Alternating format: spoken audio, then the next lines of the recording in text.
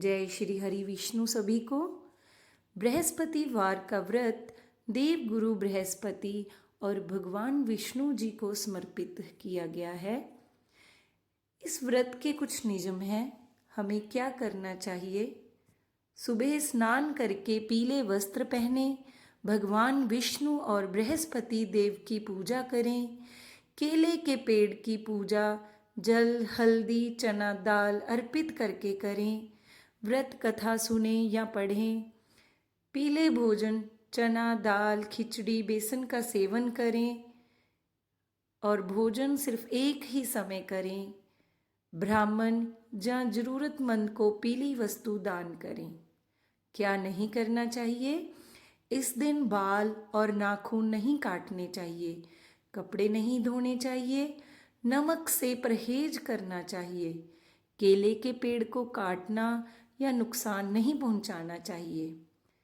जानते हैं कितने व्रत करने चाहिए?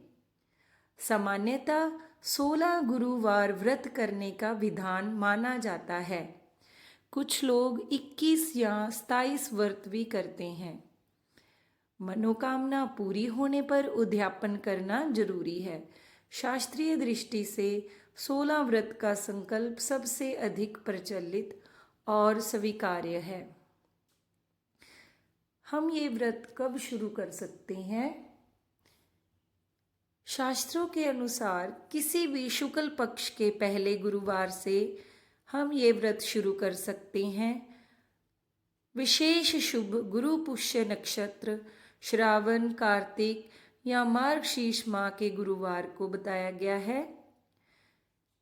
वैसे हम श्रद्धा अनुसार किसी भी शुक्ल पक्ष के गुरुवार से ये व्रत शुरू कर सकते हैं।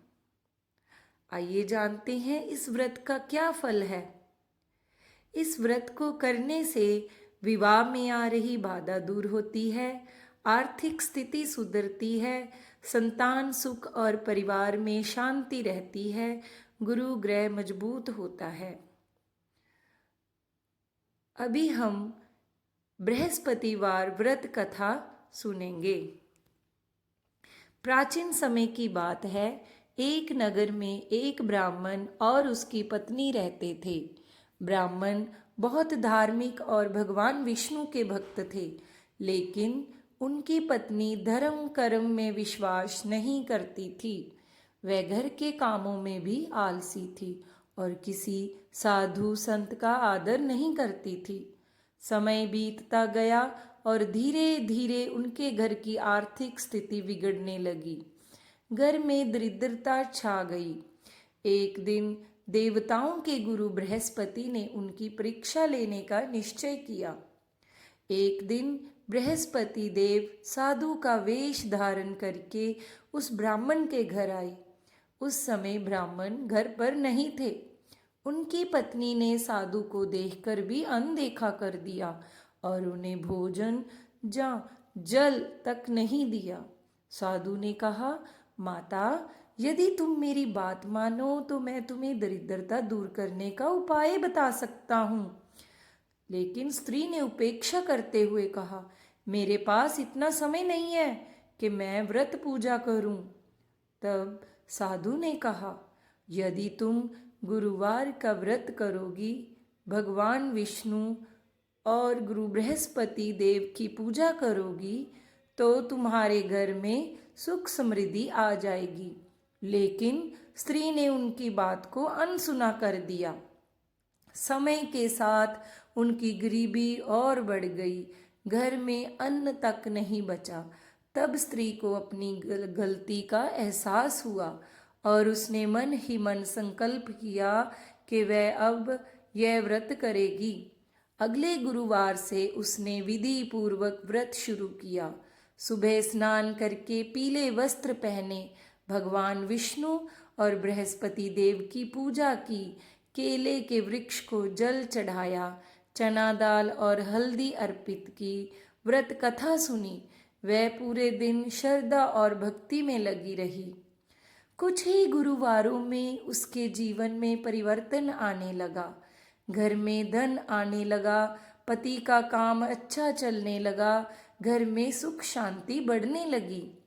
धीरे धीरे उनकी गरीबी पूरी तरह समाप्त हो गई और वे सुखी जीवन जीने लगे। एक दिन फिर वही साधु जो कि गुरु बृहस्पति देव थे उनके घर आए।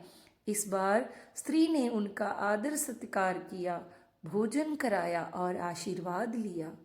तब साधु ने अपने असली रूप में दर्शन दिए और कहा, गुरुवार व्रत की महिमा अपार है। जो भी श्रद्धा से यह व्रत करता है उसके सभी कष्ट दूर होते हैं।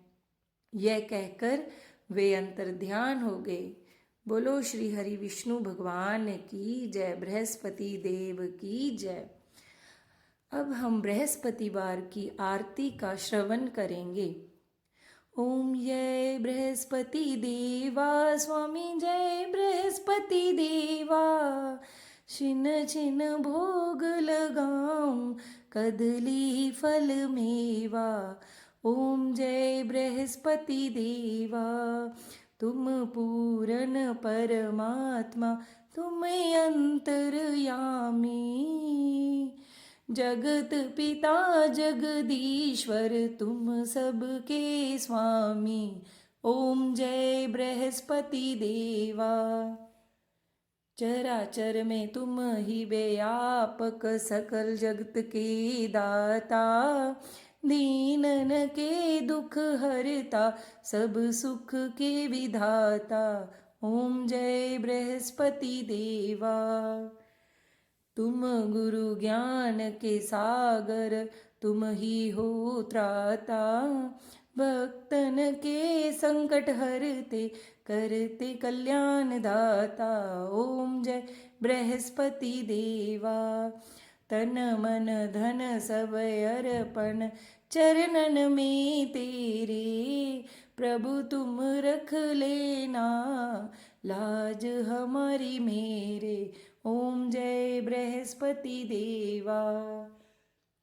बृहस्पति देव की आरती जो कोई नर गावे, कहत शिवानंद स्वामी सुख संपत्ति पावे। ओम जय बृहस्पति देवा। स्वामी जय जय बृहस्पति देवा।